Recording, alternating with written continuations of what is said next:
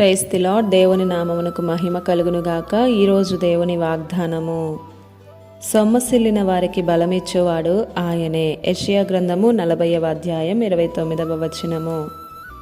ఈ ఉదయకాల సమయంలో బలపరిచే శక్తి కలిగినటువంటి దేవుడే మనందరితో మాట్లాడుతున్నాడు.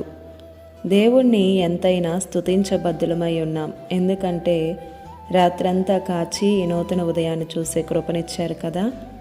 మీరెలా ఉన్నారు అని ఎవరైనా అడిగితే, నా పరిస్థితి ఇది, ఇలా ఉంది, ఎప్పుడు పరిస్థితులు బాగుపడతాయో అని ఒక కృంగుదల, నిరుత్సాహం, ఆందోళన, భయం, పోరాటాలు, నిరాశ అని భయపడుతూ ఉంటాం కదా.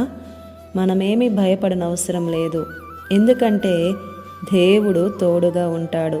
కేడెముగా, దుర్గముగా, ఆశ్రయముగా ఉన్నాడు. మరి అలసిపోయిన నీతోనే అంటున్నాడు, నీకు బలాన్నిచ్చేది, శక్తినిచ్చి నడిపించేది నేనే. నాయందు నమ్మకం ఉంచు. నిందలు, అవమానాలు సహించుకుంటూ ఉన్నావు కదా, నా రెక్కల నీడకు వచ్చేయ్ అని అంటున్నాడు. నీ జీవితంలో అద్భుతం చేయగలవాడు ఆయనే. సొమ్మసిల్లి కృంగిన నీకు బలమిచ్చి ధైర్యాన్ని ఇవ్వగల సమర్థుడు ఆయన తప్ప ఇంకెవరూ లేరు.